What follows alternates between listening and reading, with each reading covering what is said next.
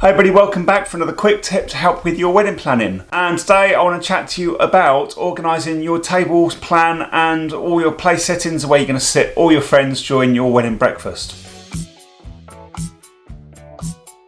So for most weddings, you're probably going to have lots of friends from different backgrounds, different generations, and also there's two families coming together for the first time.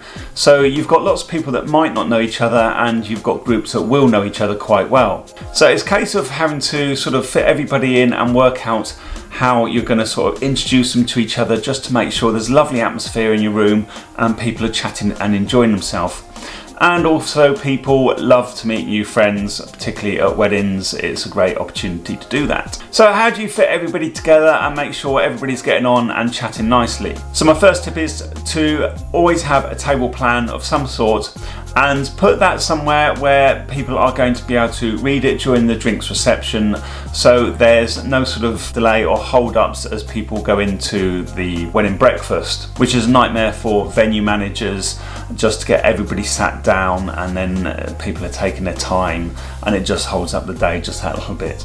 If you've got it nice and visual, then people can go straight through, read where they're sitting and sit down. If you think about who you're going to sit on which tables and where you're going to sit them first of all. So you want to sort of put the generations together, and you want to put the sort of similar ages and also people with similar backgrounds together. And it doesn't matter if you mix two different sides of the family a little bit. If you do that, think about sort of maybe their common interests or the sort of common age groups. So let's go working from the top table backwards. Usually in the first row you're going to have perhaps grandparents or friends of your parents or that older generation. And the reason why you would probably put them closer to the top table is because then they can actually see and hear the speeches if any of them are hard of hearing, which isn't uncommon in the sort of the older generation. And then next to those either side, perhaps you want the bridesmaids or the best men, their family, because their partners won't be sitting on the top table, so you want them nice and close to your best men and your bridesmaids. And then you might want to have some of your closer friends that you know better, so you can pop over and see those, so because you're going to be mingling a little bit during your wedding breakfast. So if you've got your closest friends on that sort of front row, that's really nice, so they can again see you and you can see them.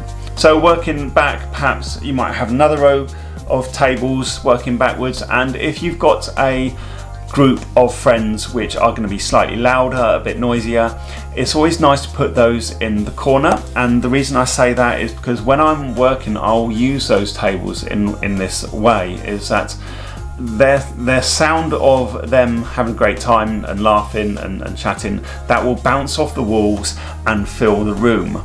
So it's kind of an acoustic thing. If you put them in a sort of corner, then they can fill the room with that sort of noise and laughter, just enough to lift the atmosphere of the room. And then if you have friends who have got younger families, younger children, it's great to have them together, so obviously they're going to have something common interest to chat about, but also they might be able to support each other with children, particularly if they're young children with feeding and that kind of thing.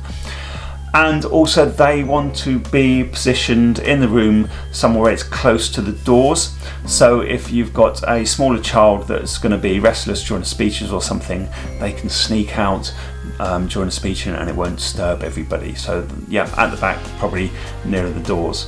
And then it's kind of just filling in with the rest of your friends, matching those tables up, as I said, generation and age groups and interest, and try and match them up together. And also I always recommend having round tables as opposed to square tables or long tables, because with a round table you can have a table-wide conversation. Usually venues have tables of 8 or 10, and if I'm working around the wedding breakfast, I'll involve a whole table really nice and easily, because everybody can see me performing, and you kind of get a nice reaction from everybody. Whereas a longer table, you're kind of only seeing the people opposite you, so 2 or 3, and there's not much room either. And one final point is have table decorations. Don't have them, the centerpiece table decorations, don't have them too big, otherwise you can't see the other person on the other side of the table, and it kind of makes that conversation a little bit harder again.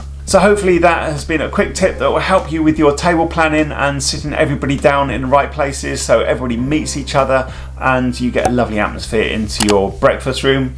If it has, then please give this video a like. Don't forget to subscribe, and I'll also link up there some other videos that you might be interested in, so don't forget to have a look at those.